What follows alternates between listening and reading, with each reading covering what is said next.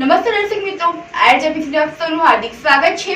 હું છું અપિતા જાની મકવારા। વિશ્વાસ કરતા પહેલા નજર કરીશું આજના મુખ્ય સમાચાર પર। ભરૂચમાં પૂજા બંદર સહિત 3 સ્થળોથી ભગવાન જગન્નાથ રથયાત્રા સાથે નગરચર્યાએ નીકળશે।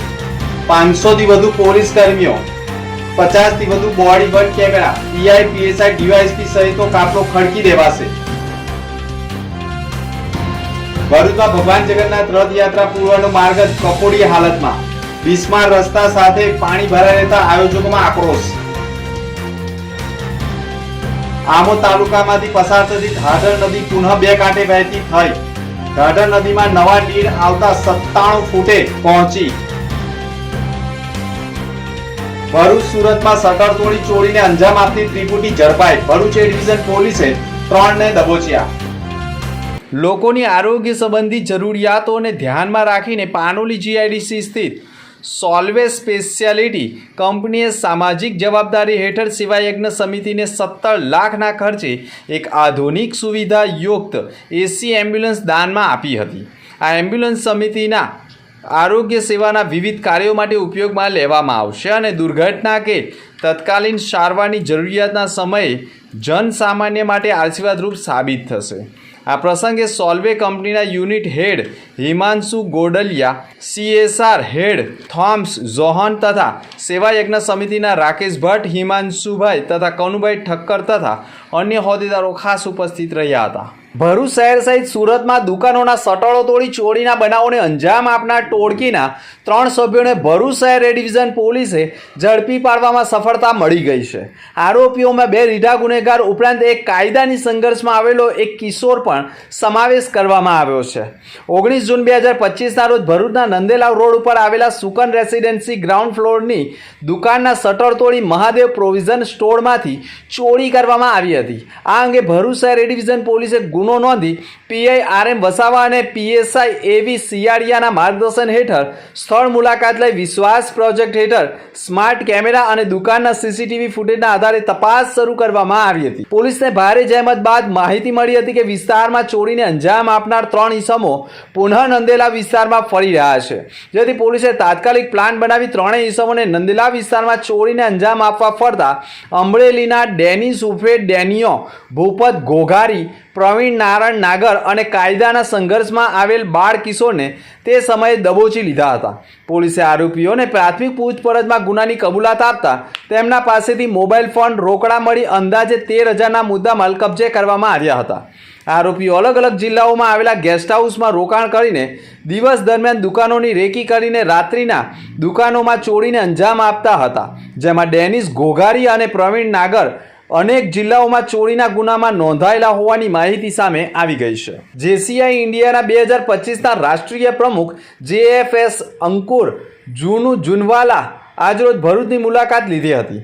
યુવાનોના સર્વોત્તમ વિકાસ અર્થે કાર્યરત એવી જેસીઆઈ વૈશ્વિક સંસ્થાના ઇન્ડિયાના 2025ના નેશનલ પ્રેસિડેન્ટ મોડાસાથી લઈને મુંબઈ સુધીના 14 જિલ્લાઓમાં સમાવેશ કરતા ઝોન 8માં આવેલા ભરૂચની મુલાકાત કરી ઝોન નંબર 8ના અને ભરૂચ અંકલેશ્વરના સમગ્ર જેસીસી પરિવારે ઉત્સાહ અને આનંદથી જેસીઆઈ નેશનલ પ્રેસિડેન્ટ JFS અંકુર જુનવાલાનું સ્વાગત કર્યું હતું।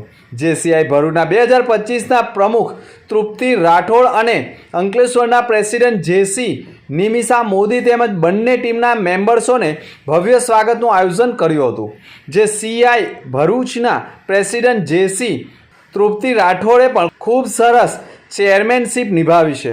આ પ્રોગ્રામ દરમિયાન જેસીઆઈ નેશનલ પ્રેસિડેન્ટ JS અંકુર જુનવાલા દ્વારા માર્ગદર્શન આપવામાં આવ્યું હતું કે સમગ્ર જેસીસની પ્રવૃત્તિને કઈ રીતે ધમધમતું રાખવું અને વ્યક્તિએ પોતાના વિકાસ માટે અવશ્ય જેસીઆઈ સાથે જોડાવું। ત્યારબાદ national president JFS Ankur Junwala, zone president JFS Kinjal Shah અને ઝોન મેમ્બર્સ દ્વારા આવનાર કાર્યક્રમોનું અનાવરણ પણ કરવામાં આવ્યું હતું। नमस्कार, मैं जेसी अंकुर झुंझुनवाला, जेसीआई इंडिया का राष्ट्रीय अध्यक्ष। आज यहाँ अंकलेश्वर और भरूच के जो जेसी मेंबर्स हैं उनसे मिलने के लिए आया हुआ हूँ भरूच में। और यहाँ पर मेरा जो टूर है उसका ऑब्जेक्टिव रहेगा कि मैं लोगों से, अपने मेंबर्स से मिलूंगा। यहाँ पर क्या गतिविधियां जेसीआई के द्वारा हो रही है उनको रिव्यू करेंगे और आगे क्या हो सकती हैं उनके बारे में भी हम बातें करेंगे। जेसीआई के बारे में अगर आपको एक ब्रीफ में बताऊं तो जेसीआई एक युवाओं का ऑर्गेनाइजेशन है between the age of 18 to 40 years. ये वो युवा हैं जो जेसीआई के माध्यम से खुद को बेहतर इंसान बनाने की कोशिश करते हैं और बेहतर इंसान खुद को बनाते हुए समाज को एक बेहतर समाज बनाने की कोशिश करते हैं। समाज में एक पॉजिटिव और सस्टेनेबल इम्पैक्ट लोगों की लाइफ में क्रिएट करने की कोशिश करते हैं। भरूच में, अंकलेश्वर में जेसीआई की ये मुहिम पिछले कई सालों से more than 50 years, I think more than 50 years से जेसीआई के मेंबर्स यहाँ पर लोगों के लिए अच्छा काम कर रहे हैं और सोसाइटी में पॉजिटिव इम्पैक्ट क्रिएट कर रहे हैं। આમોદ તાલુકાના ડીજીવીસીએલના લોકલાડીલા કર્મચારી અને આમોદ શહેરના વતની ખાલિદ સાબ રણાની ફરજ ઉપરની વય મર્યાદાના કારણે ફરજ ઉપરથી મુક્ત થતા વિદાય સમારંભ યોજવામાં આવ્યો હતો। 1989માં જીબીમાં હેલ્પર તરીકે ફરજ ઉપર થયેલા ખાલિદ સાબ રણા અને ફરજ દરમિયાન પોતાના આત્મવિશ્વાસ અને મહેનત કરી અલગ અલગ પ્રકારની પોસ્ટ મેળવી હતી। પોતાની ફરજ દરમિયાન વધુ પડતી ફરજ આમોદ તાલુકા ખાતે ડીજીવીસીએલ ખાતે બજાવતા જે દરમિયાન તાલુકાના લોકો સાથે સારું વર્તન રાખતા અને ગમે તેવા સંજોગોમાં પોતાની કામગીરી કરી લોકચાહના મેળવી હતી। પોતાની 36 વર્ષની ફરજ દરમિયાન મેળવેલ લોક પ્રત્યેની લોક લાગણી અને ફરજ ઉપર ઈમાનદારીથી કામગીરી ધરાવતા ખાલિદ સાબ રાણાની ફરજ ઉપર વય મર્યાદા પૂર્ણ થતાં તેઓનો વિદાય સમારંભ યોજવામાં આવ્યો હતો। આમોદ તાલુકામાંથી પસાર થતી ઢાઢર નદી બે કાંઠે વહેતી થઈ છે, જેના કારણે ગામના લોકોની ચિંતામાં વધારો થયો છે। ઢાઢર નદીની સપાટી હાલ 97 ફૂટે વહી રહી છે, જ્યારે ઢાઢર નદીની ભયજનક સપાટી 101 છે। વિશ્વામિત્રી નદી અને આજવા સરોવરમાં પાણીનો સતત વધારો થતાં આમોદ તાલુકામાંથી પસાર થતી ઢાઢર નદીમાં પણ પાણીની આવક સતત વધારો જોવા મળ્યો છે। ઉપરવાસમાં ભારે વરસાદના પગલે ઢાઢર નદીની પાણીની આવકમાં ખૂબ જ વધારો થતા જોવા મળે છે। તંત્ર પણ એલર્ટ મોડમાં આવી ગયું હોય તેમ માહિતી મળી રહી છે। ઢાઢર નદીની આસપાસના ખેડૂતોએ તાજેતરમાં જ કપાસ અને તુવેરના પાકની વાવણી કરી છે, જેમાં પણ નુકસાનની ભીતિ સેવાઈ રહી છે। ભરૂચ શહેરના આશ્રય સોસાયટી નજીક આવેલા ભગવાન જગન્નાથની રથયાત્રાનો પ્રારંભ થવાનો છે। ભક્તિ અને શ્રદ્ધાભર્યા માહોલમાં પર્વ ઉજવવા માટે ભરૂચવાસીઓમાં ઉત્સાહની લહેર જોવા મળી રહી છે। જોકે યાત્રાના માર્ગની હાલત અત્યંત બિસ્માર હોવાથી લોક માત્ર ગુસ્સો વ્યક્ત કરી રહ્યા છે।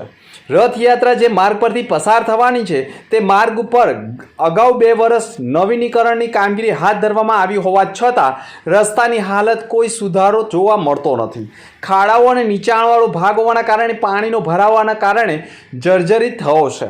સ્થાનિક રહીશોએ પણ પાલિકા તંત્ર સામે કટાક્ષ કરીને કહ્યું છે કે જેમને આવા પવિત્ર તહેવારોના માર્ગોની વ્યવસ્થા કરવા જાગૃત હોવું જોઈએ તેઓ જ નિંદ્રાધીન જણાય છે।